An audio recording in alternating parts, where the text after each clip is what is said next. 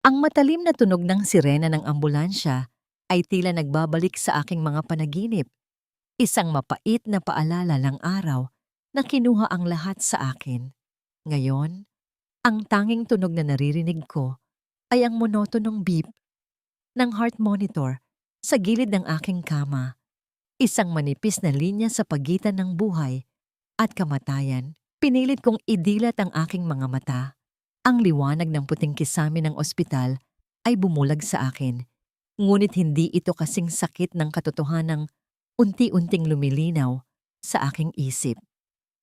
Ang aking tiyan, wala na, walang bilog, walang buhay. Ang aking anak, bulong ko, ngunit walang lumabas na boses. Ang aking lalamunan ay tuyong-tuyo at ang aking buong katawan ay tila nilubog sa matinding sakit. Isang matandang nurse ang lumapit. Ang kanyang mga mata ay puno ng awa. "Huwag muna kayong magsalita, Ma'am Alona. Kailangan niyo munang magpahinga." Alona, ang pangalang iyon. Parang isang taong hindi ko nakilala. Ang Alona na nagmamahal, ang Alona na umaasa, ang Alona na may pangarap, ay matagal nang namatay sa kalsadang yon. Naramdaman ko ang init ng luha na bumalong sa aking mga mata, ngunit pinigilan ko ang sarili kong umiyak. Hindi, hindi ko nahahayaang mahina ako. Narinig ko ang mahihinang boses sa labas ng aking silid. Hindi ko maintindihan ang lahat, ngunit may isang pangalang naririnig ako. Marcus. Pinilit kong igalaw ang aking katawan, kahit na ang bawat galaw ay parang pinupunit ang aking laman. Lumapit ako sa pintuan, inilapit ang aking tenga. "Kailangan na nating tapusin yan, Marcus." Boses ni Trina, ang aking pinsan, ang babaeng itinuring kong kapatid. Ang boses niya ay malamig, walang bahid ng pag-aalala. "Huwag kang mag-alala, Trina. Ginawa na natin ang lahat." Sagot ni Marcus, ang aking asawa, ang lalaking pinakasalan ko, ang lalaking pinagkatiwalaan ko ng lahat. Ang boses niya ay kalmado, halos walang emosyon. Akala ko tapos na ang lahat doon sa aksidente. Pero tignan mo, matigas ang buhay ng Alona na yan. Kailangan na talaga nating gawin ang paraan para makuha na natin ang lahat ng mana niya. Alam mo naman, Marcus, na kapag namatay siya, mapupunta sa atin ang lahat. Ani Trina, may bahid ng pananabik sa boses. Ang mundo ko ay gumuho sa pangalawang pagkakataon. Hindi isang aksidente. Ito ay isang plano. Isang masamang plano. Pinatay nila ang aking anak. Sinubukan nila akong patayin para sa pera. Ang sakit sa aking katawan ay tila nawala, napalitan ng naglalagablab na galit. Hindi ito panaginip. Ito ang katotohanan. Ang mga taong pinakamamahal ko ang nagtraidor sa akin. Narinig ko ang yabag ng isang papalapit. Mabilis akong bumalik sa kama at nagkunwaring tulog. Naramdaman ko ang pagbukas ng pinto at ang banayad na pagpasok ni Marcus. Hindi ko idinilat ang aking mga mata, ngunit naramdaman ko ang kanyang presensya sa tabi ng aking kama, ang kanyang hininga, ang pabango niya. Dating nagbibigay sa akin ng kapanatagan, ngayon ay nagdudulot ng matinding pagkasuklam. Narinig ko ang kanyang bulong. "Pasensya na, Alona. Hindi ito ang gusto ko. Pero kailangan ko." Narinig ko ang pagtalikod niya at ang marahan niyang paglabas. Doon ko lang idinilat ang aking mga mata. Ang mga luha ay nagbabanta na bumuhos, ngunit pinigilan ko ang mga ito. Ang sakit ay nagbigay daan sa isang bagong damdamin. Ang matinding pagnanais na mabuhay. Kailangan kong mabuhay. Hindi para sa aking sarili lang, kundi para sa anak ko. Para sa katarungan. Ilang sandali pa, isang matangkad na lalaki ang pumasok sa silid. Hindi ko siya kilala. Ang kanyang mata ay may lalim at ang kanyang mukha ay may bakas ng matinding pagod. Ngunit mayroon ding kakaibang kabaitan. Siya ang kukansat. "Miss Alona, alam ko ang lahat." Sabi niya, ang kanyang boses ay kalmado at seryoso. "Hindi kayo ligtas dito. Maari ko kayong tulungan. Mayroon pa kayong pagkakataon." Tiningnan ko siya. Walang pag-aalinlangan. Walang takot. Tanging matinding pagnanais na gumanti. Tulungan mo ako. Bulong ko, ang aking boses ay bahagyang lumabas. Kailangan kong mabuhay. Kailangan kong bumalik. Babayaran nila ang ginawa nila sa akin. Babayaran nila ang ginawa nila sa anak ko. Ang lalaki ay tumango. Ang kanyang mga mata ay nagpapakita ng pag-unawa. Simula ngayon wala nang Alona. Magkakaroon ka ng bagong pangalan, bagong buhay, at bagong layunin. Hinawakan niya ang aking kamay. Ang kanyang hawak ay matatag. Tara na, Alona. Oras na para ipanganak ang bagong ikaw. Tiningnan ko ang bintana, kung saan sumisilip ang liwanag ng umaga. Isang bagong araw, isang bagong ako. Hindi pa ito ang katapusan, Marcos. Hindi pa. Nakahinga ako ng malalim. Ang sariwang hangin ay nagpupumilit na makapasok sa aking baga. Hindi na amoy ospital, hindi na amoy kamatayan. Ito ay amoy lupa, amoy halaman, amoy pag-asa. Ang lalaking nagligtas sa akin, si Sir Alex, isang dating pulis na may sariling madilim na nakaraan, ang aking tanging kakampi. Dinala niya ako sa isang liblib na bahay sa probinsya, malayo sa ingay ng syudad at sa mga matang mapanuri ng mga traidor. Dito ka muna maninirahan, Alona, sabi niya. Ang kanyang tinig ay payapa. Walang nakakaalam ng lugar na ito. Ligtas ka. Ngunit hindi ako narito para maging ligtas lang. Narito ako para maging malakas. Ang mga sumunod na buwan ay naging isang bangungot na may layunin. Ang bawat araw ay puno ng pagsasanay. Pinilit kong kalimutan ang Alona na mahina, ang Alona na bulag sa pag-ibig. Pinilit kong buuin ang bagong ako. Nagsimula ako sa pisikal na pagsasanay. Bawat palo, bawat sipa, sa sparring partner na inilaan ni Sir Alex ay tila paglabas ng galit na matagal kong kinimkim. Ang bawat pagod ay paalala na kailangan kong lumaban. Kailangan mong maging mabilis. Utos ni Sir Alex habang pinapanood niya akong sumuntok sa punching bag. Kailangan mong maging malakas at higit sa lahat, kailangan mong maging matalino. Nag-aral din ako ng iba't ibang lengguwahe, kasama ang pagpapalawak ng aking kaalaman sa negosyo at pamamahala. Ang bawat aklat na binasa ko, bawat online course na tinapos ko, ay tila nagdaragdag ng bagong piraso sa aking pagkatao. Ang pinakamahirap na bahagi ay ang pagbabago ng aking pisikal na anyo. Ang dating Alona na may mahabang buhok at mapagbigay ng ngiti ay kailangang mamatay. Masakit yan, Alona. Babala ng doktor na inupahan ni Sir Alex. Pero kailangan para walang makakilala sa'yo. Nang makita ko ang aking sarili sa salamin, pagkatapos ng operasyon, halos hindi ko na nakilala ang babaeng nakatitig, pabalik sa akin. Ang aking ilong ay mas matangos, ang aking mga mata ay mas malalim, at ang aking mga labi ay mas manipis. Ang mahabang itim na buhok ko ay napalitan ng maikling kulay tsokolate. Mayroon pa akong peklat sa kaliwang balikat na tila isang simbolo ng aking muling pagsilang. Sino siya? Tanong ko sa aking sarili. Ang boses ko ay halos hindi ko na rin makilala. Si Belle. Sagot ni Sir Alex, ang kanyang mga mata ay nagpapakita ng paghanga. Belle Cruz, isang talentadong designer na nagbalik mula sa ibang bansa. Walang makakakilala sa iyo, Alona. Belle. Ang pangalang yon ay parang isang baluti, isang panangga laban sa nakaraan. Habang unti-unting gumagaling ang aking mga sugat, pisikal at emosyonal, mas naging malinaw ang aking misyon. Nabalitaan ko mula kay Sir Alex ang mga nangyayari sa syudad. Ang kumpanya ni Marcos ay lalong lumaki at si Trina ay nasa tabi niya, kasama sa bawat tagumpay. Nagpapakasasa sila sa mga kinuha nila sa iyo, Alona. Sabi ni Sir Alex isang araw habang pinapanood ko ang balita sa lumang telebisyon. Pero darating ang araw na babayaran nila ang lahat.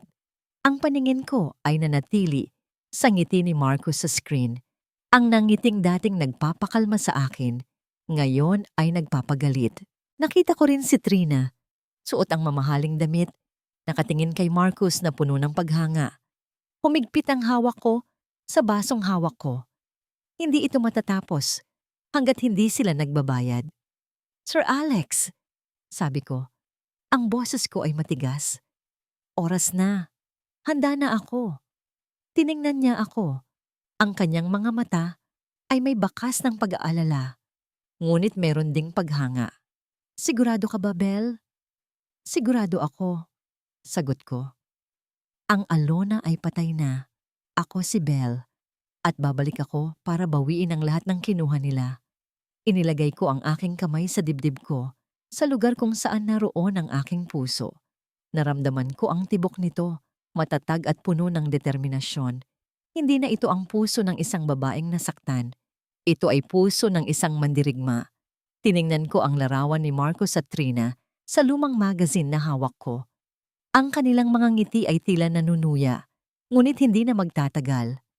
Malapit na, Marcus. Malapit na kitang makaharap. Ang syudad ng Maynila ay tila hindi nagbago. Ang mga gusaling nagtatayugan, ang ingay ng trapiko, ang pulso ng buhay na mabilis at walang humpay. Ngunit ang babaeng bumalik dito ay ibang-iba na. Ako si Belle Cruz, isang bagong pangalan, bagong mukha, at isang pusong puno ng matinding layunin.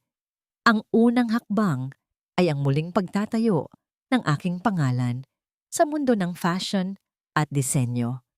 Sa tulong ng mga koneksyon ni Sir Alex at ng aking sariling angking talento, na noon ay hindi ko gaanong nabibigyan ng pansin dahil sa pagiging abala sa buhay may asawa, mabilis akong nakahanap ng lugar sa industriya. Belle, ang iyong mga disenyo ay kakaiba at may kaluluwa, sabi ng isang kilalang fashion editor sa isang malaking event. Mayroon kang natural na galing. Ngumiti ako, ngunit sa loob ko, alam kong ang bawat tahi, bawat detalye ng aking mga disenyo ay naglalaman ng aking sakit, ng aking galit, at ng aking pagbangon. Ito ang aking sining, at ito rin ang aking sandata. Isang gabi, sa isang marangyang pagtitipon ng mga elite sa syudad, muli kaming nagtagpo. Si Marcus, kasama si Trina, ay lumalakad sa red carpet na tila sila ang hari at reyna ng Maynila. Ang kanilang mga ngiti ay peke, ngunit sa paningin ng marami, sila ay perpekto. Pinilit kong manatiling kalmado. Ang aking puso ay tila tumatalon sa aking dibdib. Naramdaman ko ang lamig ng aking mga kamay, ngunit pinilit kong huwag ipakita ang anumang emosyon. Ito ang unang pagkakataon na nakita ko sila ng harapan pagkatapos ng lahat. Naglakad sila papalapit. Hindi nila ako napansin sa dami ng tao. Si Marcos, matikas pa rin sa kanyang suit, ang kanyang mga mata ay nanatiling mapanlinlang. Si Trina, suot ang isang mamahaling cocktail dress. Ang kanyang mga mata ay nagniningning sa kislap ng mga alahas. Ang ganda ng mga bagong designer na sumusulpot ngayon. 'Di ba, Marcus? Dinig kong sabi ni Trina habang tinitingnan niya ang isang display ng mga damit ko. Oo nga, sagot ni Marcus, hindi man lang ako nilingon. Pero karaniwan, panandalian lang ang ningning nila. Naramdaman ko ang paglamig ng aking mukha. Gusto kong sumigaw. Gusto kong sabihin sa kanila kung sino ako. Ngunit hindi pa ito ang tamang oras. Huminga ako ng malalim. Pinilit na panatilihin ang aking composure. Nagpatuloy ako sa pagbuo ng aking network. Sa tulong ni Sir Alex, nakakilala ako ng mga tao sa iba't ibang industriya. Kabilang ang ilang nagtatrabaho sa kumpanya ni Marcos. Mahalaga ang bawat impormasyon. Mahalaga ang bawat koneksyon. Isang araw, sa isang business conference, nakilala ko si Adrian Reyes. Siya ang CEO ng isang malaking conglomerate na karibal ng kumpanya ni Marcos. Matangkad, guwapo, at may kakaibang aura ng kapayapaan na kaiba sa matatalim na personalidad na nakakasalamuha ko. Magandang gabi, Miss Cruz. Bati niya, ang kanyang mga mata ay nagpapakita ng isang sinserong ngiti. Narinig ko na ang iyong pangalan. Ang iyong mga disenyo ay napakaganda. Salamat, Mr. Reyes. Sagot ko, may bahagyang pagkagulat. Bihira akong makarinig ng ganitong uri ng papuri, lalo na mula sa isang seryosong negosyante. Nag-usap kami ng matagal. Nagulat ako sa kung gaano kami nagkakasundo sa maraming bagay, mula sa sining hanggang sa mga prinsipyo sa negosyo. Naramdaman ko ang isang kakaibang ginhawa sa piling niya, isang damdaming matagal ko nang hindi naramdaman. Ngunit pinilit kong mag-ingat. Ang aking puso ay may bakas pa rin ng nakaraan. Hindi ko maaaring hayaan ang aking sarili na magtiwala ng buo. Hindi pa. Nang matapos ang gabi, nagpaalam kami. Ngunit bago siya umalis, binigyan niya ako ng kanyang business card. Sana ay magkaroon tayo ng pagkakataong magkasama sa isang proyekto, Miss Cruz. Ngumiti ako. Isang tunay na ngiti. Sa unang pagkakataon sa matagal na panahon, ang pakiramdam ng pag-asa ay tila sumisibol sa aking puso. Ngunit kasama nito, isang kaba ang naramdaman ko. Ito ba ay isa pang pagsubok? Pag-uwi ko sa aking kondo, inilabas ko ang mga papeles na ibinigay ni Sir Alex. Ito ang mga blueprint ng kumpanya ni Marcos, ang mga impormasyon tungkol sa kanyang mga transaksyon. Simula na ito bulong ko sa aking sarili. Ang paglalaro ay nagsimula na. Nilingon ko ang bintana kung saan tanaw ang mga ilaw ng syudad. Sa isang banda, nandoon si Marcos at Trina, nagpapakasasa sa kanilang kasamaan. Sa kabilang banda, nandoon ako, handa na silang harapin. Malapit na kitang singilin, Marcos. Ang mga sumunod na linggo ay naging tuloy-tuloy na labanan sa likod ng mga kurtina. Ginamit ko ang aking bagong network at ang impormasyong ibinigay ni Sir Alex upang unti-unting guluhin ang mga operasyon ni Marcos. Ang bawat desisyon sa aking kumpanya ng disenyo, ang bawat proyektong tinatanggap ko ay may kaakibat na plano upang makasira sa kanya. Nakuha natin ang deal para sa bagong hotel sa beachfront. Masiglang balita ng aking manager. Talunan ng kumpanya ni Mr. De La Cruz at syempre ang sa Reyes Group. Ngumiti ako. Ang De La Cruz Group ay isa sa mga pangunahing kaalyado ni Marcos. Ito ay isang maliit na tagumpay, ngunit isang simula. Ang bawat maliit na tusok ay makapagpapahina sa higante. Samantala, napansin ko ang pagbabago sa pag-uugali ni Marcos. Narinig ko ang mga bulungan na siya ay nagiging iritable at ang kanyang mga desisyon ay nagiging padalos-dalos. Ang kanyang matikas na postura ay may bakas na ng pag-aalala. Nagtataka raw si Marcos kung sino ang bagong kumpanyang ito na bigla na lang sumusulpot at humaharang sa kanilang mga proyekto.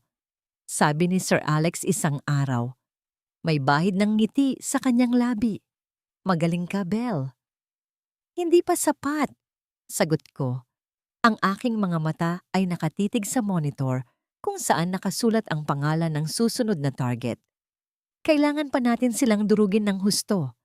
Sa gitna ng lahat ng ito, si Adrian Reyes ay patuloy na nagparamdam. Madalas niya akong imbitahan sa mga business lunch o coffee break. Ang kanyang presensya ay tila isang balanse sa aking magulong mundo. Sa tuwing kasama ko siya, tila nawawala ang aking mga alalahanin at nakikita ko ang isang bahagi ng aking sarili na matagal nang nawala. Ang Alona na marunong pa ring ngumiti ng totoo. Isang hapon, habang naglalakad kami sa isang parke, matapos ang isang meeting, bigla siyang nagsalita. Belle, may kakaiba sa'yo. You're very talented, but there's a certain depth, a certain sadness in your eyes. Huminto ako. Naramdaman ko ang paglamig ng aking katawan. Masyado ba akong nagiging komportable? May pinagdaanan lang ako, Adrian, sagot ko. Pilit na pinapanatili ang aking boses na kalmado. Tulad ng lahat. Tiningnan niya ako ng matagal. Ang kanyang mga mata ay nagpapakita ng pag-unawa. Kung kailangan mo ng kausap, nandito lang ako. Naramdaman ko ang init sa aking pisngi. Ang kanyang kabaitan ay tila nagbubukas ng isang pader na matagal kong itinayo sa paligid ng aking puso. Ngunit hindi ako maaaring magpabaya. Kahit na masarap ang kanyang presensya, ang aking misyon ay nanatiling pangunahin. Sa tulong ni Sir Alex, nakakuha kami ng mas malalim na impormasyon tungkol sa nakaraan ni Marcus. Mukhang hindi lang basta-basta ang pagnanais ni Marcus sa yaman mo, Alona, sabi ni Sir Alex habang ipinapakita niya sa akin ang ilang lumang dokumento. May kinalaman ito sa pamilya niya.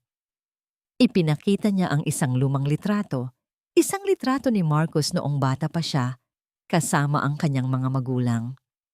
Sa likod ng litrato, may nakasulat na pangalan ng isang pamilya na hindi ko kilala, ngunit may connection sa isang malaking kaso ng mana na nabalita noon.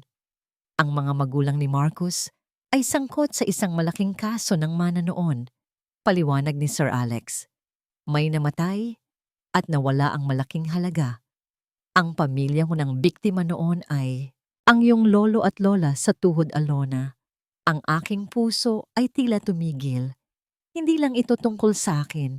Hindi lang ito tungkol sa aking anak. Ito ay isang masalimuot na kwento ng nakaraang paghihiganti. Kung gayon, hindi lang pera ang habol nila. Bulong ko. Ang aking mga kamay ay nanginginig.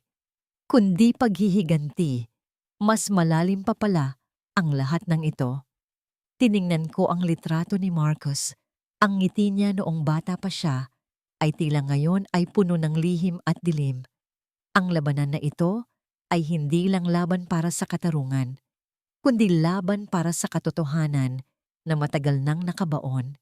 Nang gabing iyon, hindi ako nakatulog. Ang mga bagong impormasyon ay patuloy na umuukit sa aking isip. Ang aking paghihiganti ay mas naging personal.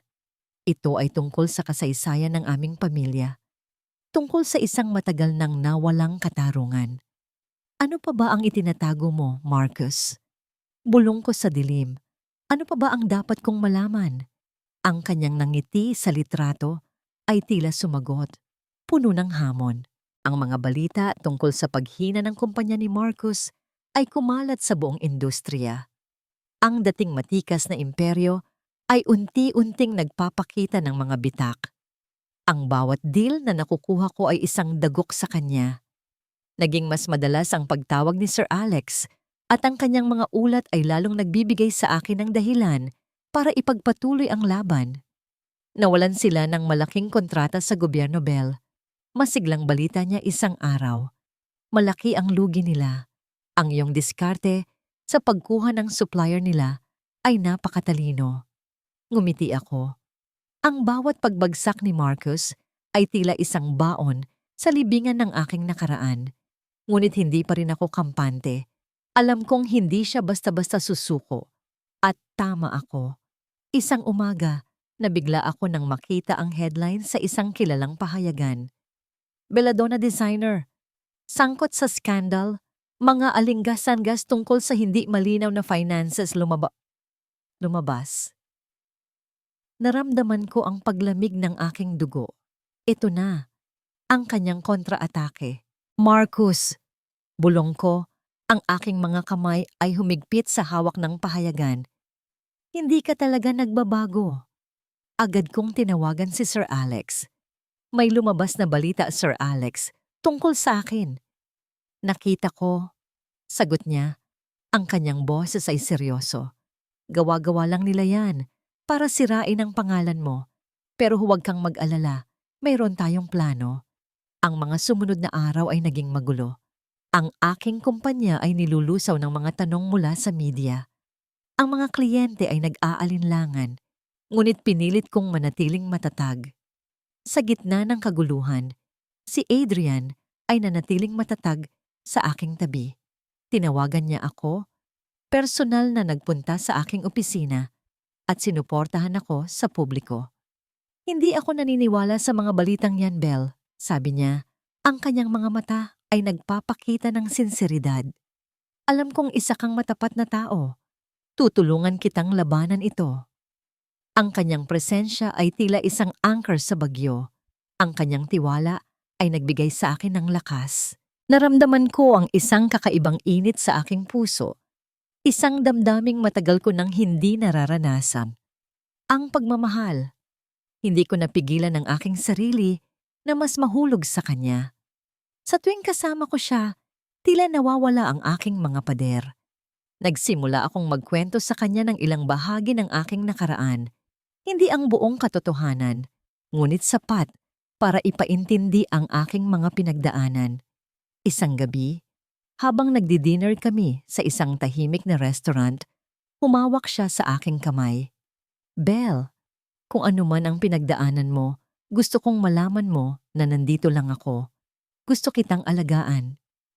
Ang kanyang mga salita ay tila isang musika sa aking tainga. Ang aking puso ay tila gustong sumabog, pero kasabay ng kilig, nandoon pa rin ang takot. Ang takot na malaman niya ang buong katotohanan. Ang takot na baka hindi niya matanggap ang dating Alona. Ngunit ang mga damdaming ito ay pansamantalang nawala nang magbigay si Sir Alex ng isa pang nakakagulat na impormasyon. Belle, may mas malalim pa pala sa motibo ni Marcos sa'yo. Sabi niya, ang kanyang boses ay puno ng galit. Hindi lang basta pera ang habol niya. May kinalaman ito sa isang huling will and testament ng iyong lola sa tuhod. Ayon sa bagong impormasyon, ang lola ko sa tuhod ay nag-iwan ng isang malaking mana na nakakulong sa isang trust fund. Ang pondo ay maaari lamang ma-access ng kanyang direktang apo, na ako, kapag siya ay nakapag-asawa at nagkaroon ng sariling anak. Ito ay isang probisyon na inilagay ng lola ko upang masiguro ang pagpapatuloy ng kanyang angkan. Ang aking anak.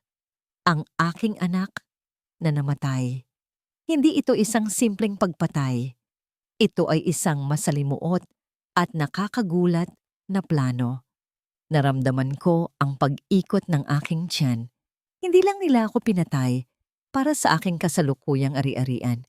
Pinatay nila ang aking anak, ang aking dugo at laman, para sa isang mana na matagal nang nakatago. Ang kanilang kasamaan ay walang hanggan. Kaya pala, bulong ko, ang aking mga mata ay puno ng matinding galit. Kaya pala ganun sila kadesperado. Hindi lang ang kasalukuyan ko ang kinuha nila, kundi pati na rin ang kinabukasan ko, ang kinabukasan ng aking anak. Tiningnan ko ang litrato ni Marcos at Trina sa isang lumang album na nakuha ni Sir Alex. Ang kanilang mga ngiti ay ngayon ay tila nagpapahiwatig ng kanilang matinding kasamaan. Ang labanan na ito ay hindi na lang para sa katarungan. Ito ay para sa aking anak. Para sa bawat patak ng dugo na dumanak sa kalsadang yon. May mas malalim pa pala sa lahat ng ito. Bulong ko, ang aking puso ay tila dinudurog at sinisindihan ng apoy ng sabay. At hindi ko hahayaang makatakas sila. Ang pagtuklas sa mas malalim na motibo ni Marcos at Trina ay tila nagbigay ng bagong puwersa sa aking loob. Hindi ito simpleng pagnanakaw. Ito ay isang kalkuladong pagpatay para sa isang mana na nakatago sa nakaraan. Ang galit na nararamdaman ko ay tila nagiging apoy na nagpapaningas sa aking paghahanap ng katarungan. Kasabay ng pagpapatuloy ng aking plano sa negosyo, mas naging maingat ako. Alam kong lalong magiging agresibo si Marcos ngayon na nararamdaman na niya ang paghina ng kanyang imperyo. Belle, may mga tao akong nakita na nagmamasid sa building mo. Babala ni Sir Alex isang umaga. Malamang, gawa yan ni Marcos. Mas nag-iingat ka. Tumango ako. Ang bawat anino, bawat kakaibang tingin ay naging banta. Ang maskara ni Belle ay kailangang maging perpekto. Hindi ko maaaring hayaang malaman nila na ang Alona na pinaniniwalaan nilang patay na ay nasa harap nila. Sa kabila ng panganib, patuloy ang aking pakikipagkita kay Adrian. Ang kanyang presensya ay tila isang kanlungan mula sa magulong mundo ng paghihiganti. Mas lumalim ang aming koneksyon at mas mahirap ang para sa akin na itago ang aking mga lihim. Isang gabi, habang naglalakad kami sa baybayin, tinanong niya ako, Belle, Bakit pakiramdam ko ay meron kang malaking lihim? Bakit hindi ka ganap na nagtitiwala? Naramdaman ko ang pagtibok ng aking puso. Ang kanyang mga mata ay nagpapakita ng pagmamahal at pag-aalala. Ngunit meron ding bahid ng pagdududa. Adrian, hindi ito madali. Sagot ko. Ang aking tinig ay bahagyang nanginginig. Mayroon akong pinagdaanan na napakasakit at hindi pa ako handa na ibahagi ang lahat. Hinawakan niya ang aking kamay. Hindi kita minamadali, pero gusto kong malaman mo na gaano man kalalim ang lihim na yan. Handa akong makinig. Handa akong intindihin ka. Ang kanyang mga salita ay tila isang patak ng ulan sa tuyong lupa ng aking puso. Gusto kong sabihin ang lahat. Gusto kong sabihin sa kanya kung sino ako. Ngunit paano kung hindi niya ako matanggap?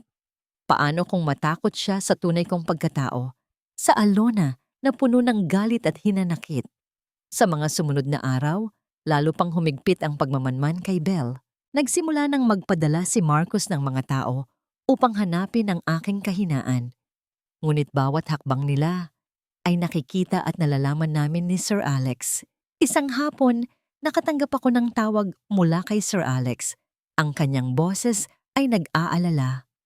Belle, may nalaman akong importante.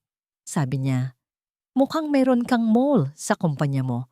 May nagbibigay ng impormasyon kay Marcos tungkol sa iyong mga galaw. Naramdaman ko ang lamig na muling kumalat sa aking katawan. Isang traidor? Sino? Sino, Sir Alex? Tanong ko, ang aking boses ay matigas. Si Miss Reyes, sagot niya. Ang pangalan ay tila isang balaraw na tumusok sa akin. Si Miss Reyes ang aking assistant, ang babaeng pinagkakatiwalaan ko, ang taong malapit sa akin. Nakita siyang nakikipag-usap sa isang tauhan ni Marcos. Hindi ako makapaniwala. Ang taong pinagkatiwalaan ko, ang taong nakikita kong malapit sa akin, ay isa ring traidor. Ang sugat ng nakaraan ay tila muling sumasariwa. Hindi. Bulong ko. Ang aking mga mata ay nagniningas sa galit. Hindi na ako magpapaloko pa. Kasabay nito, si Trina, na laging nasa anino ni Marcos, ay nagsimula ring magpakita ng mga palatandaan ng pagkalito. Nabalitaan ko na madalas siyang umiinom at minsan, sa kanyang kalasingan, ay may mga bagay siyang nasasabi na hindi dapat. Isang gabi, isang lumang kaibigan ni Alona, si Elena, ang nagpadala ng mensahe kay Sir Alex. Nakita niya si Trina na lasing sa isang bar at may binanggit na kakaibang bagay tungkol sa isang Alona at aksidente. Hindi ito sapat na ebidensya, ngunit ito ay isang simula. Isang patunay na ang maskara ni Trina ay unti-unting bumibitak. Kinabukasan, habang nasa meeting ako kasama si Adrian, bigla siyang nagsalita. Belle, may narinig akong bulungan tungkol sa isang babaeng nagngangalang Alona. Nakamukha mo raw noon at tungkol sa isang aksidente. Naramdaman ko ang pagtibok ng aking puso. Ang aking mundo ay tila gumuho. Impossible, sagot ko. Pilit na pinapanatili ang aking composure. Siguro nagkakamali lang sila. Tinitigan niya ako. Ang kanyang mga mata ay puno ng pagdududa at may bahid ng pagtataka. Imposible. Bulong niya, ngunit ang tingin niya sa akin ay puno ng katanungan. Tumingin ako sa kanya. Ang aking puso ay bumigat. Ang aking lihim ay tila nagbabanta na mabunyag. Ang mga salita ni Adrian ay tila isang malamig na hampas sa aking mukha. Ang pagdududa sa kanyang mga mata ay nagpapakita na ang pader na aking itinayo ay unti-unting gumuho. Ang takot na malaman niya ang katotohanan ay mas matindi pa kaysa sa takot sa paghihiganti ni Marcus. Belle, may gusto ka bang sabihin sa akin? Tanong niya. Ang kanyang tinig ay malambot ngunit puno ng pag-aalala. Pilit kong ngumiti. Wala, Adrian. Nagkakamali lang siguro sila. Ngunit alam kong hindi siya kumbinsido. Ang kanyang mga mata ay patuloy na naghahanap ng kasagutan, naghahanap ng bakas ng katotohanan sa aking mukha. Sa kabila ng personal kong paghihirap, ang aming plano ni Sir Alex ay patuloy. Sa tulong ng impormasyon mula sa dating assistant ni Alona at sa mga bagong koneksyon, unti-unti naming nabubuo ang mga piraso ng puzzle. Belle, nakuha ko ang dating manager ng financial department ng kumpanya ni Marcos. Masiglang balita ni Sir Alex isang umaga. Handa siyang tumestigo. Mayroon siyang mga ebidensya ng money laundering at tax evasion na gawa ni Marcos. Ito ay isang malaking tagumpay. Ang mga gawaing ilegal ni Marcos ay sapat na para makulong siya. Ngunit alam kong hindi pa ito ang buong kwento. Kailangan ko pa ring patunayan ang kanilang pagkakasangkot sa aksidente at samana ng aking lola. Isang araw, nakatanggap ako ng tawag mula kay Elena, ang lumang kaibigan ni Alona. Nagpanik siya. "Belle, nakita ko si Trina." Bulong niya, ang kanyang boses ay nanginginig. Lasing na lasing at may sinabi siyang tungkol sa peklat sa balikat ni Alona. Naramdaman ko ang paglamig ng aking dugo. Ang peklat sa aking balikat ay ang tanging tanda ng aksidente na hindi ko kayang itago. Kung alam ito ni Trina, ibig sabihin, nasaan siya, Elena? Tanong ko. Ang aking puso ay bumibilis. Nasa bar pa rin, pero mukhang may nakakita sa kanya. Agad akong nagmamadaling pumunta sa bar. Pagdating ko, nakita ko si Trina na lasing na lasing. Kinakausap ang isang lalaki na pamilyar ang mukha. Ito ang isang dating empleyado ni Marcos na pinatalsik niya. Pinilit kong magtago sa dilim, nakikinig sa kanilang usapan. "Hindi niyo alam," bulong ni Trina. Ang kanyang boses ay malakas at lasing. "Akala niyo patay na si Alona.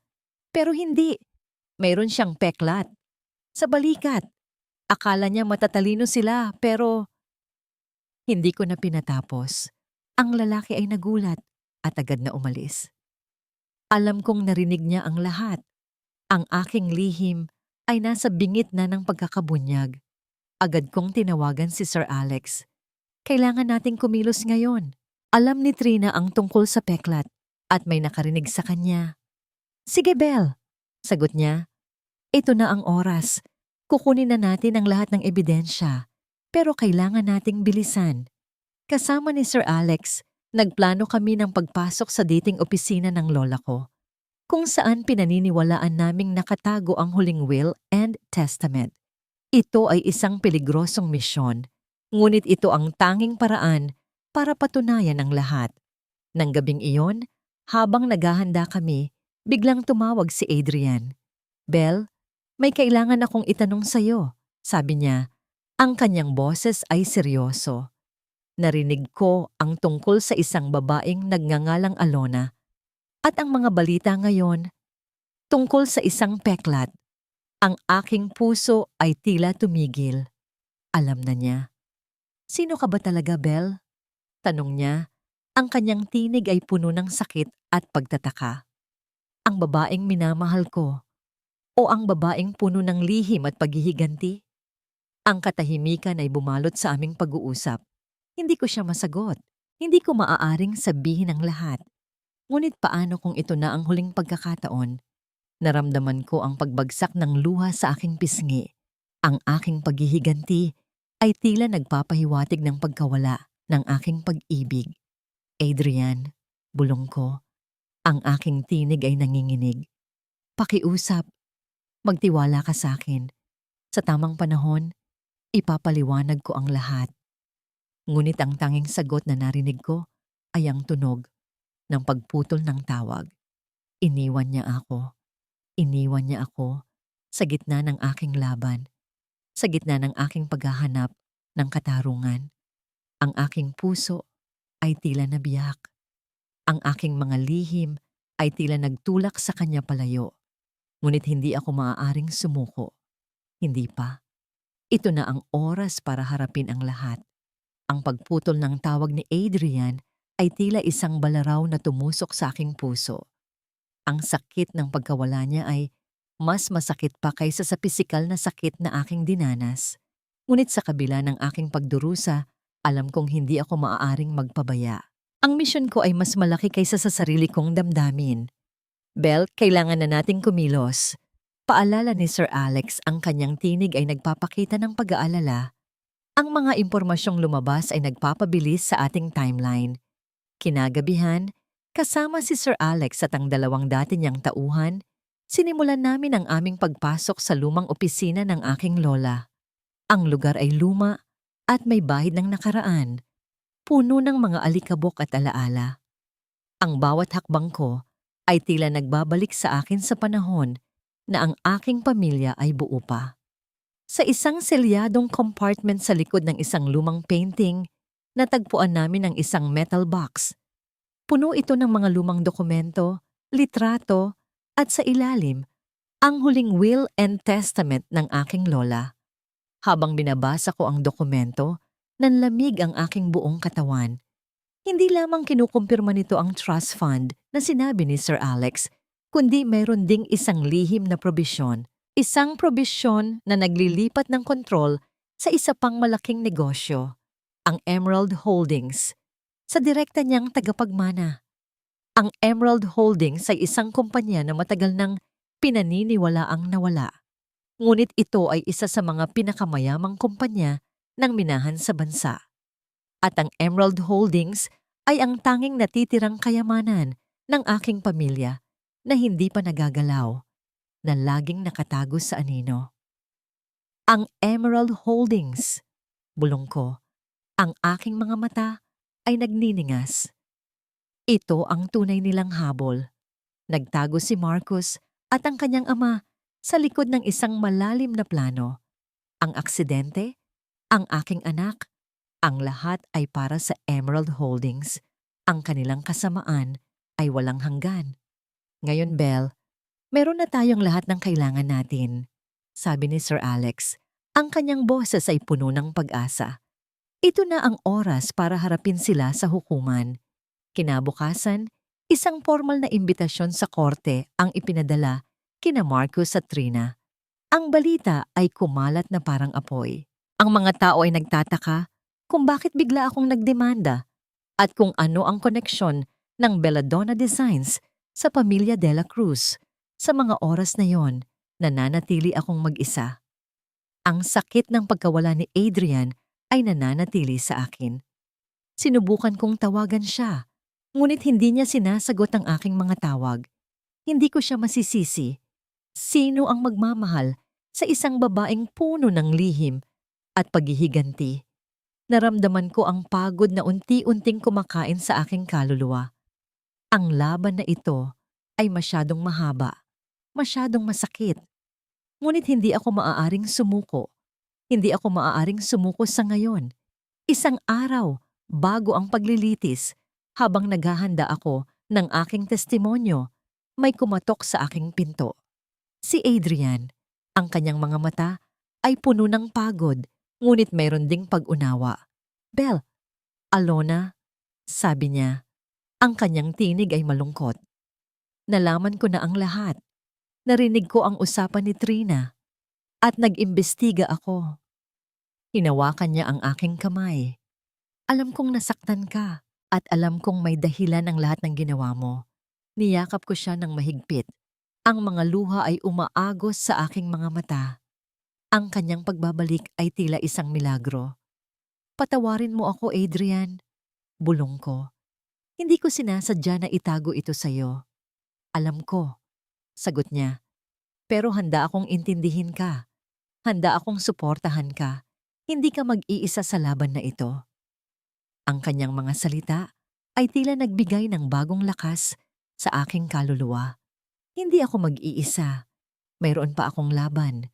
Mayroon pa akong pamilya. Kinabukasan, habang papunta kami sa korte, nakita ko si Marcus at Trina. Ang kanilang mga mukha ay puno ng galit at pagtataka. Hindi nila inaasahan ang lahat ng ito.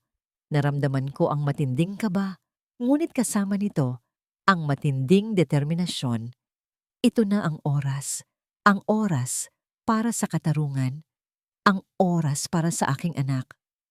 Ngunit nang papalapit kami sa korte, biglang may sumabog. Ang ingay ay nakakabingi. Ang mga tao ay nagsigawan. At sa gitna ng kaguluhan, nakita ko ang isang taong may baril.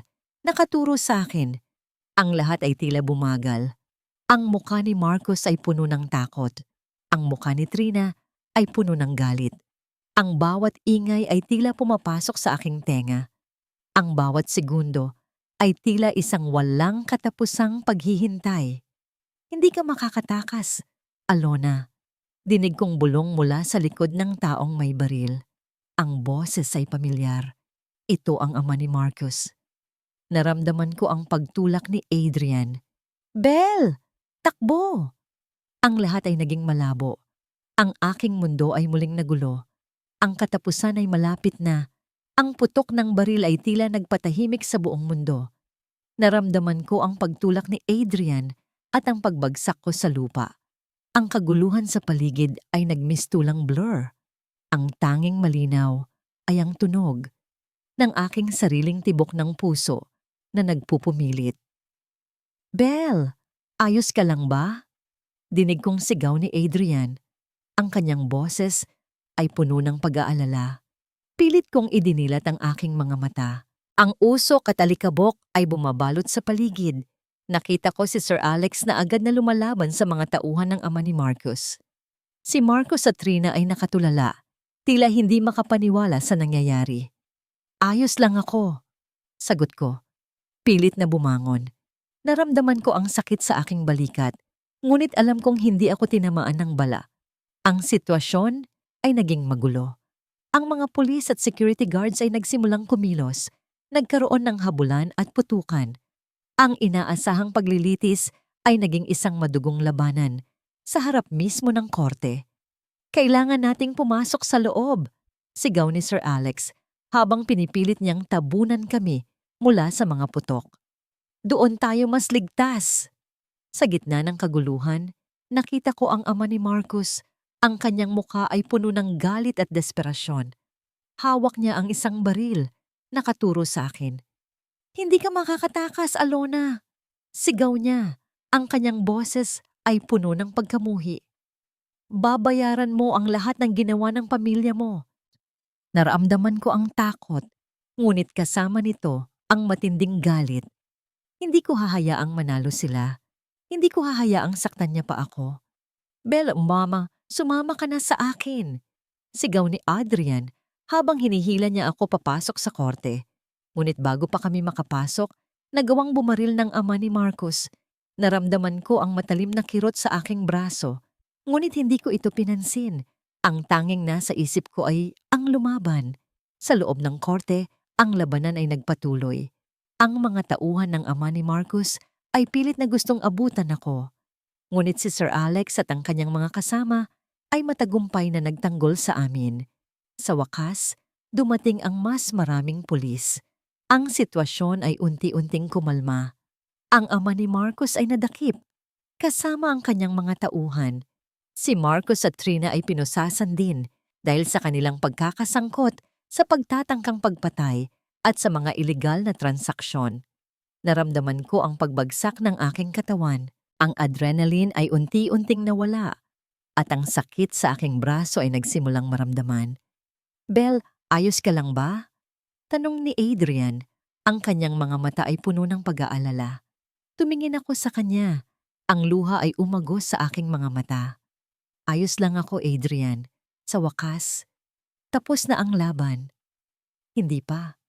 Hindi pa ito tapos. Ang paglilitis ay nagpatuloy, ngunit sa ibang araw at sa mas mahigpit na seguridad.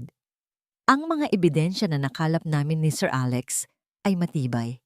Ang huling will and testament ng aking lola, ang mga dokumento ng Emerald Holdings, ang mga testimonya ng mga dating empleyado, at ang pagtatangkang pagpatay sa harap ng korte. Lahat ito ay nagpapatunay sa kasamaan ni Marcos, ni Trina, at ng ama ni Marcos. Sa harap ng hukom, nagbigay ako ng aking testimonya. Ibinalita ko ang lahat. Ang aking kasal kay Marcos, ang kanyang pagtataksil, ang aksidente, ang pagkamatay ng aking anak, ang aking muling pagkabuhay bilang Belle, at ang buong plano ng kanilang pamilya para sa Emerald Holdings. Ang bawat salita ay puno ng sakit, ngunit puno rin ng lakas. Ang bawat luha ay isang pagpapalaya. Si Marcos at Trina ay pilit na nagtatanggi, ngunit ang kanilang mga mukha ay nagpapakita ng takot. Ang kanilang mga kasinungalingan ay unti-unting nabubunyag. Nang dumating ang hatol, ang aking puso ay tila tumigil. Sa lahat ng ebidensyang iprinisinta sa korte, simula ng hukom, ang kanyang tinig ay matatag. Pinapatunayan ng korte na may kasalanan ng akusado. Si Marcos de la Cruz at Trina Sarmiento ay guilty sa mga kasong pagtatangkang pagpatay, pagnanakaw, at iba pang krimen. Sila ay hinahatulan ng habambuhay na pagkakakulong. Ang lahat ng kanilang ari-arian ay kumpiskado at ibabalik sa tunay na may-ari. Naramdaman ko ang pagbagsak ng aking mga balikat. Tapos na. Sa wakas, tapos na ang lahat. Tiningnan ko si Marcos at Trina. Ang kanilang mga muka ay puno ng gulat, galit at pagkabigo. Ang kanilang mga plano ay nasira. Ang kanilang kasamaan ay natalo. Ngunit sa gitna ng aking tagumpay, naramdaman ko ang isang kakaibang kalungkutan. Ang katarungan ay nakamit, ngunit ang aking anak ay hindi na maibabalik. Ang sakit ng nakaraan ay mananatili. Niyakap ako ni Adrian. Tapos na, Belle. Tapos na ang lahat. Ngunit alam kong hindi pa. Hindi pa tapos ang paghahanap ko ng kapayapaan. Naramdaman ko ang lamig ng hangin sa aking mukha. Sa wakas, malaya na ako. Ngunit ang kalayaan ay hindi agad nagdala ng kapayapaan. Ang sakit ng nakaraan ay nananatili, parang isang anino na sumusunod sa bawat yapak ko. Nasa akin na ang lahat. Ang aking ari-arian, ang Emerald Holdings, ang katarungan. Ngunit ang pinakamahalaga, ang aking anak, ay hindi na maibabalik. Isang araw, dinala ako ni Adrian sa isang tahimik na lugar. Isang burol na tanaw ang malawak na dagat. Dito, naglagay ako ng isang maliit na batong marka para sa aking anak, kasama ang isang bungkos ng puting rosas. Patawarin mo ako, anak. Bulong ko. Ang luha ay umaagos sa aking mga mata. Hindi ko nasagip ang buhay mo, pero ipinangako ko sa iyo na ipaghihiganti kita. At nagawa ko. Niyakap ako ni Adrian. Ginawa mo ang lahat, Belle. Oras na para magpatawad. Oras na para pagalingin ang iyong sarili. Ang kanyang mga salita ay tila isang balot na nagpapakalma sa aking kaluluwa. Ang kanyang pagmamahal ay tila isang ilaw na nagtuturo sa akin sa gitna ng dilim. Sa kanya, nakita ko ang isang pagkakataon para sa isang bagong buhay, isang bagong pamilya. Isang hapon, habang naglalakad kami sa baybayin, lumuhod si Adrian sa harap ko. Hawak ang isang maliit na kahon na may singsing. "Belle! Alona!" sabi niya. Ang kanyang mga mata ay puno ng pagmamahal. Alam kong marami kang pinagdaanan. Alam kong may bakas pa rin ang nakaraan sa'yo. Ngunit gusto kitang mahalin. Gusto kitong alagaan. Gusto kong bumuo ng isang bagong pamilya kasama ka. Pakiusap, magpakasal ka sa akin. Naramdaman ko ang pagtibok ng aking puso. Ang kanyang mga salita ay tila nagbubukas ng isang bagong kabanata sa aking buhay. Ang pagnanais na maging masaya, na magmahal at mahalin, ay mas matindi pa kaysa sa pagnanais na maghiganti. "Oo, Adrian," sagot ko. Ang luha ay muling umaagos, ngunit ngayon ay luha ng kaligayahan. "Oo, magpapakasal ako sa iyo." Niyakap niya ako ng mahigpit. Ang kanyang yakap ay tila nagpapagaling sa lahat ng aking sugat. Ang aming kasal ay simple, ngunit puno ng pagmamahal. Kasama namin si Sir Alex, na naging tulad ng isang ama sa akin, at ang ilang kaibigan na nanatili sa akin sa aking paghihirap. Sa wakas, naramdaman ko ang kapayapaan, ngunit hindi ibig sabihin na nawala na ang lahat ng aking alaala. Ang mga bakas ng nakaraan ay nananatili, Ngunit ngayon, sila ay nagpapaalala sa akin ng aking lakas, ng aking pagbangon. Sa paglipas ng mga buwan, unti-unting lumabas ang mga balita tungkol kina Marcos at Trina. Nahihirapan sila sa loob ng kulungan. Si Marcos ay nawalan ng lahat at ang kanyang pangalan ay naging kasing kahulugan ng pagtataksil. Si Trina ay nasira ang isip, patuloy na naguguluhan. Ang kanilang pagdurusa ay tila ang katarungan na matagal kong hinanap. Naging abala ako sa pagpapatakbo ng Emerald Holdings kasama ang aking kumpanya ng disenyo. Ngayon, ang aking mga proyekto ay hindi na lang para sa paghihiganti, kundi para sa pagbuo ng isang mas magandang kinabukasan. Ang bawat disenyo ay naglalaman ng pag-asa. Isang araw, habang nakaupo ako sa aking opisina, hinawakan ko ang aking tiyan. Naramdaman ko ang isang kakaibang init. Tiningnan ako ni Adrian, ang kanyang mga mata ay puno ng pag-asa. "Belle, ano ang nararamdaman mo?" Ngumiti ako. Ang luha ay muling umagos. Ngunit ngayon, ito ay luha ng purong kaligayahan. "Adrian," bulong ko, "magiging magulang na tayo." Ang balita ay nagdala ng bagong liwanag sa aming buhay. Ang pagkawala ng aking unang anak ay masakit. Ngunit ang pagdating ng bago ay tila nagpapagaling sa bawat sugat. Sa pagitan ng aking trabaho at sa paghahanda sa pagdating ng aming anak, naramdaman ko ang isang kapayapaan na matagal ko nang hinahanap. Ang bawat araw ay isang pagpapala. Ang bawat sandali ay puno ng pag-asa. Nang gabing iyon, habang pinapanood ko ang paglubog ng araw, hinawakan ko ang aking tiyan kung saan lumalaki ang aming anak. "Salamat sa iyo, anak." Bulong ko. Ang aking puso ay puno ng pagmamahal. Dahil sa iyo, nahanap ko ang tunay na kapayapaan. Ang mga buwan ay lumipas na tila hangin. Ang pagdating ng aming anak ay nagpuno ng bagong kulay at kahulugan sa aming buhay. Si Adrian ay isang napakabuting ama at ang aming tahanan ay laging puno ng tawanan at pagmamahal. Ang aming anak, isang malusog at masiglang babae, ay pinangalanan naming Aurora, na nangangahulugang liwanag ng umaga. Siya ang aking bagong simula, ang simbolo ng pag-asa na lumitaw pagkatapos ng mahabang dilim. "Ang ganda niya, Belle," bulong ni Adrian isang gabi habang pinagmamasdan namin ang natutulog naming si Aurora. "Kamukha mo." Ngumiti ako. Ang kanyang mga salita ay tila isang kanta sa aking puso. Sa wakas, naramdaman ko ang tunay na kapayapaan. Patuloy akong naging abala sa pagpapatakbo ng Emerald Holdings at Belladonna Designs. Ngunit ngayon, ang aking trabaho ay hindi na lamang para sa paghihiganti. Ito ay para sa aking pamilya, para sa pagbuo ng isang mas magandang kinabukasan para kay Aurora. Ang Emerald Holdings ay lumago ng husto sa ilalim ng aking pamamahala. Ginamit ko ang mga yaman nito hindi lamang para sa aming pamilya, kundi para rin sa mga komunidad.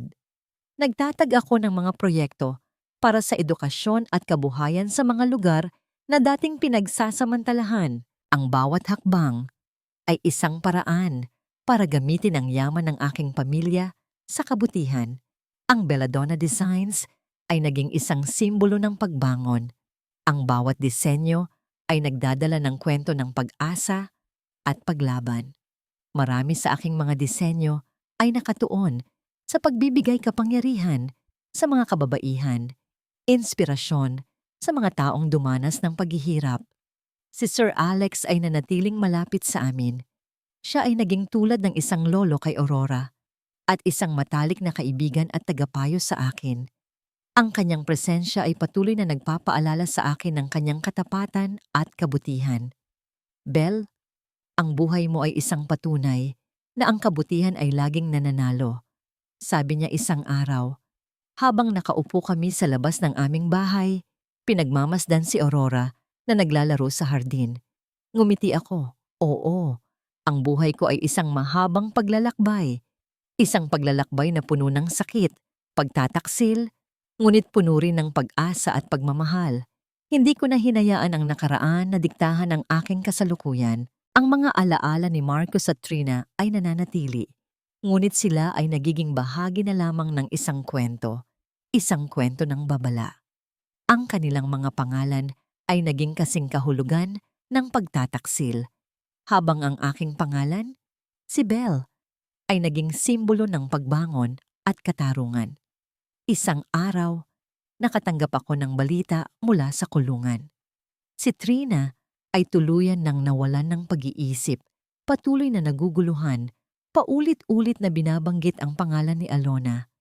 Si Marcos naman, bagamat may pag-iisip pa, ay nanatiling matigas ang ulo, walang pagsisisi, ngunit unti-unting nanghina ang katawan. Ang kanilang pagdurusa ay tila ang katarungan na matagal kong hinanap. Ngunit hindi na ako nagalak sa kanilang paghihirap. Ang aking puso ay puno na ng pagmamahal para sa aking pamilya. Isang gabi, habang naglalakad kami ni Adrian sa baybayin, hawak-hawak ang kamay ni Aurora, naramdaman ko ang simoy ng hangin. Ang dagat ay tahimik, ang buwan ay bilog at maliwanag. "Masaya ka ba, Belle?" tanong ni Adrian. Tiningnan ko siya at pagkatapos ay tiningnan ko si Aurora na natutulog sa kanyang bisig. "Oo, Adrian, masayang-masaya ako." Ang bawat pagsubok ay tila nagturo sa akin ng mahalagang aral. Ang bawat sakit ay nagpalakas sa akin. At ang bawat pag-ibig ay nagbigay sa akin ng bagong buhay. Tumingin ako sa kalangitan. Ang mga bituin ay nagniningning. Parang sila ang mga mata ng aking anak na namatay, na ngayon nagbabantay sa akin, masaya para sa akin. "Salamat sa iyo, anak," bulong ko sa hangin. "Dahil sa iyo nahanap ko ang kapayapaan." Ang mga taon ay lumipas, ngunit ang kwento ni Belle Cruz ay nanatiling buhay.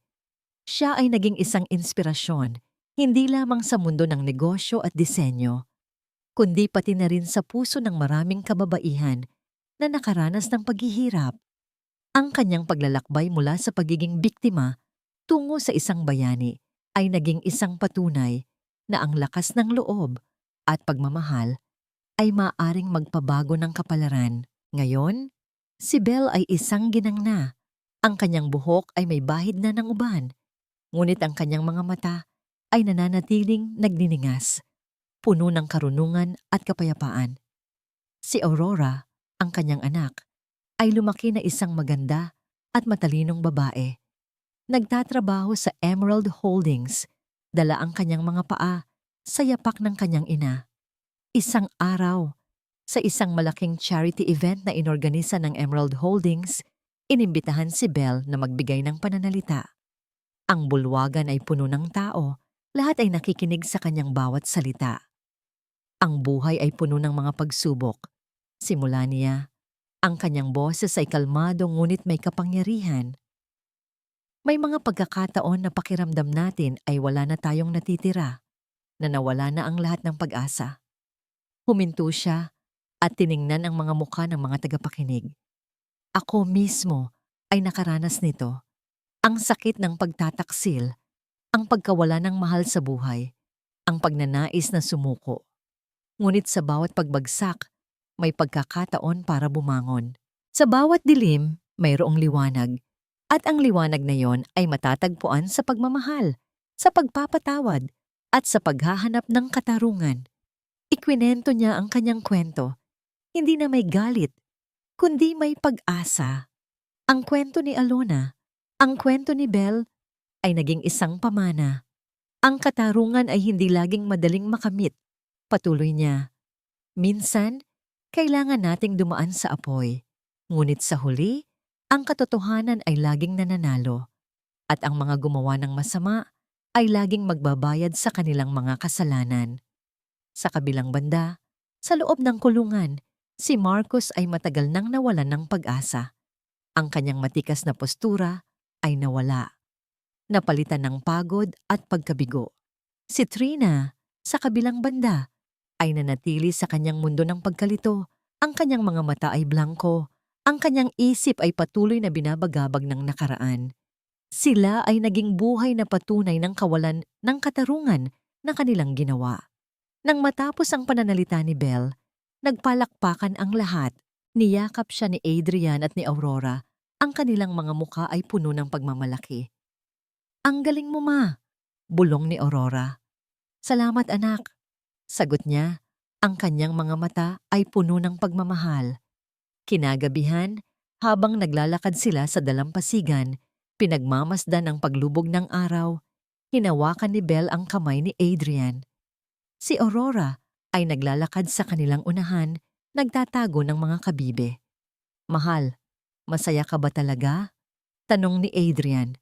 Tiningnan ni Belle ang kanyang asawa, at pagkatapos ay tiningnan si Aurora. Ang dagat ay tahimik, ang kulay ng langit ay orange at rosas.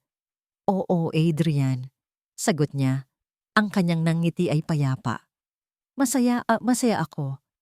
Nahanap ko ang kapayapaan, at ito ay mas mahalaga kaysa sa anumang kayamanan." Ang kanyang kwento ay hindi lamang tungkol sa paghihiganti. Ito ay tungkol sa paghahanap ng pag-asa sa gitna ng desperasyon. Ito ay tungkol sa pagmamahal na kayang pagalingin ang lahat ng sugat. At ito ay tungkol sa katarungan na, sa huli, ay laging mananaig. Ang bawat pagsubok ay may kaukulang ganti. Bulong ni Belle, ang kanyang mga mata ay nakatitig sa papalubog na araw. At ang tunay na pag-ibig laging nananalo.